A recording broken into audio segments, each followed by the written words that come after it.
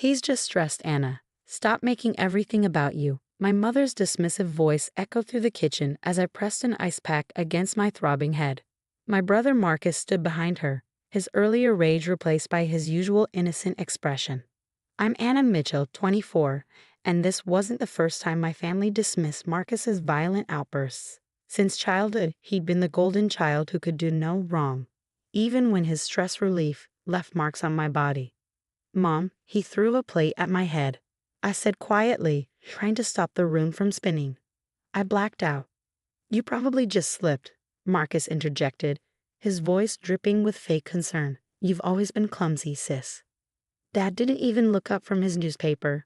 Your brother has a big promotion coming up. He's under a lot of pressure. Stop trying to make him feel guilty. The incident had started over something trivial. I'd asked Marcus to move his car, which was blocking my driveway. His response was explosive. One minute I was standing in the kitchen during our weekly family dinner. The next I was on the floor, ceramic shards scattered around me. I'm going to the hospital, I announced, standing up shakily. This isn't normal. Mom's face hardened. Don't you dare. What will people think? The Mitchells don't air their dirty laundry in public. Dirty laundry? I laughed bitterly. Is that what you call potential brain damage? Marcus stepped forward, his 6'2" frame towering over me. You're overreacting. Again. Like always. I grabbed my keys and headed for the door, ignoring their protests. The world was still fuzzy around the edges, and I knew driving wasn't safe. I called a rideshare instead. At the ER, Dr. Sarah Martinez took one look at my swollen temple and ordered immediate tests. As she examined me, her questions became more pointed, more specific. Any previous head injuries? She asked, shining a light in my eyes. A few, I admitted. Accidents, mostly. Accidents? She paused, looking at me intently. Your medical records show 6 ER visits in the past 2 years, all with similar accidental injuries. I stayed silent, but my hands trembled in my lap. Anna, Dr. Martinez said gently, these patterns aren't typical of accidents. The breaks, the concussions, they show signs of repeated trauma. Tears welled up in my eyes. For years, I'd hidden Marcus's outbursts. The time he pushed me down the stairs because I used his bathroom. The accidental shoulder dislocation during a playful wrestling match. Each incident carefully explained away by my parents. He's my brother, I whispered. They say he's just stressed. Dr. Martinez's expression hardened. Stress doesn't cause someone to systematically abuse their sister. This stops now. She stepped out briefly, and when she returned, a police officer accompanied her. Anna, this is Officer Torres. She'd like to talk to you about what's been happening. My phone buzzed continuously, messages from Mom, Dad, and Marcus. Where are you? Stop being dramatic. Come home now. But sitting there, watching Officer Torres document my injuries while Dr. Martinez ordered additional scans, I felt something I hadn't experienced in years: safety. Your CT scan shows a mild concussion, Dr. Martinez explained. But I'm more concerned about the pattern we're seeing. This isn't your first concussion, is it? I shook my head, wincing at the movement. We're admitting you overnight for observation, she continued. And Anna, your family isn't allowed to visit. We've already notified security. For the first time that evening, I could breathe freely. In that sterile hospital room, surrounded by beeping machines instead of family, I realized this was my chance to finally break free from the cycle of violence that my parents had normalized for so long. The hospital room felt like a sanctuary compared to the chaos that erupted outside. My phone kept buzzing with messages from my family, each one more manipulative than the last. How could you embarrass us like this? Mom's text read. Marcus is devastated. His promotion might be in jeopardy if people find out. Dad's message was equally dismissive. You're tearing this family apart with your lies. Come home now, and we'll forget this happened. But Marcus's messages were what chilled me to the bone. You've really done it this time, sis. Hope you're happy with yourself. I turned off my phone and sank back into the hospital bed, my head still throbbing. Through the window, I could see security turning away my parents at the entrance. Mom was gesturing wildly, probably spinning some story about her confused daughter. Officer Torres returned the next morning with a folder thick with documentation. We've pulled your complete medical history, she said, sitting beside my bed. Anna, there's something you need to see. She opened the folder, revealing years of hospital visits, X-rays, and incident reports. Seeing it laid out chronologically made my stomach turn. Broken wrist at 14, fell off my bike. Concussion at 16, sports accident. 3 broken ribs at 19, clumsy moment on the stairs. This isn't normal, Officer Torres said gently. Your brother's stress relief has been escalating. Next time could be fatal. Dr. Martinez joined us, adding her own observations. Your latest scans show evidence of multiple healed fractures. Some never properly set because they weren't treated. Anna, why didn't you tell anyone? I stared at my hands, twisting the hospital bracelet. They always said I was making things worse by complaining. That Marcus had anger issues because of his high-pressure job. That good sisters protect their brothers. That's not protection, Officer Torres interjected. That's abuse.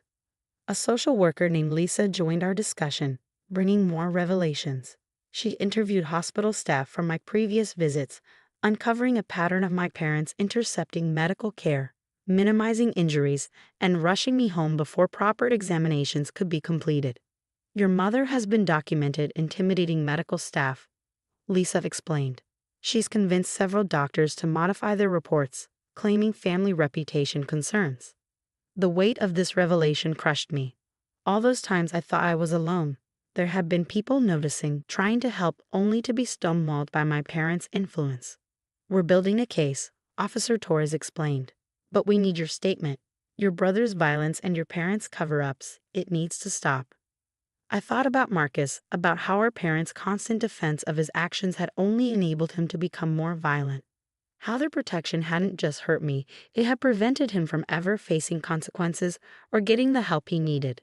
If I do this, I asked, my voice shaking, what happens next?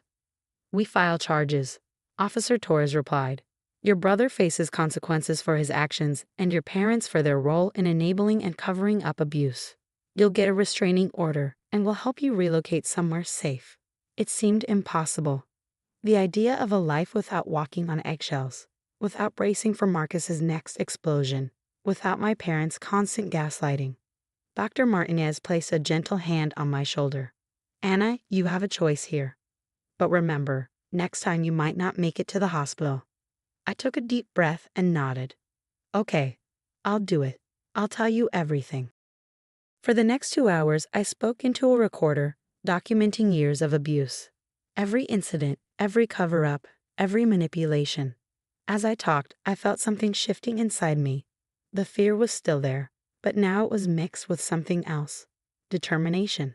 Outside my room, I could hear my mother's voice again, demanding to see me. But this time, instead of feeling guilty, I felt relieved when security turned her away. For the first time, I was choosing myself over my family's toxic definition of loyalty. You're doing the right thing, Lisa assured me as I signed the formal complaint. This isn't about punishing your family, it's about saving yourself. 6 months after that hospital stay, my life had transformed completely.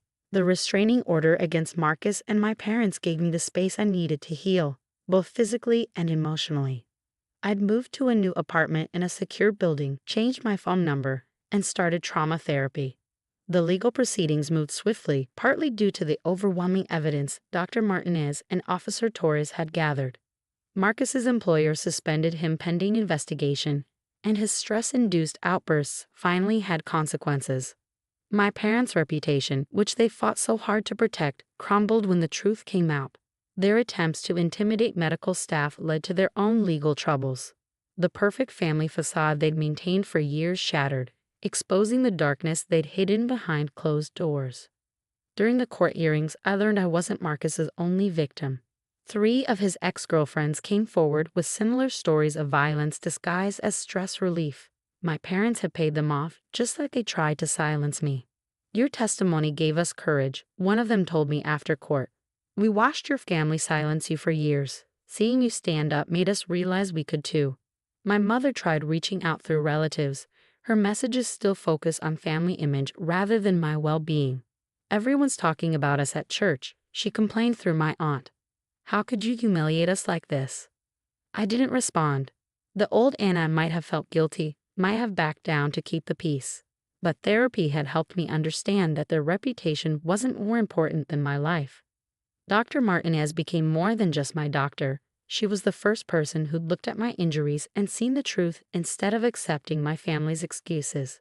She testified at the hearings, her medical expertise helping to establish the pattern of abuse. "You're not just protecting yourself," she told me after her testimony. "You're breaking a cycle that could have continued for generations." The most surprising support came from my father's sister, Aunt Kate, who I hadn't seen in years. She reached out after seeing the court reports. "They did the same thing to me," she revealed over coffee. "When your father was younger, he had these episodes. Your grandparents covered it up, just like your parents did with Marcus. That's why I distanced myself from the family. I should have done more to protect you." 1 year after that fateful hospital visit, I stood in my new apartment, surrounded by friends I'd made in therapy group. We were celebrating not just my physical recovery, but my emotional one too. Officer Torres, who'd become a good friend, raised her glass. To Anna, who taught us all that family loyalty shouldn't require silence in the face of abuse. Dr. Martinez was there too, smiling proudly. "Your case has changed hospital protocols," she shared. "We're implementing new screening procedures for repeated accidental injuries. You're helping protect others who might be trapped in similar situations." The final piece of closure came in an unexpected way. Marcus's ex-fiancée contacted me, seeking advice. "He's starting to show the same patterns," she admitted. "Your parents are telling me it's just wedding stress, that I need to be more understanding. But I saw your story and get out now," I told her firmly. "You don't owe them your silence or your safety." She did, joining the growing number of people who'd stopped enabling my family's cycle of violence and cover-ups. Today, my life is peaceful. The headaches from years of concussions have mostly faded. I still go to therapy, still jump sometimes at loud noises, but I'm healing. My new home has no broken plates, no explaining away bruises, no walking on eggshells. Sometimes I catch myself feeling sad about losing my family, but then I remember, I didn't lose them. I chose to save myself from them.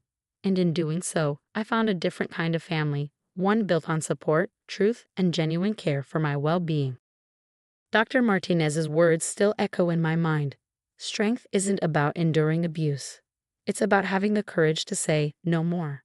Finally, after all these years, I understand what real family loyalty should look like. And it never requires sacrificing your safety for someone else's comfort.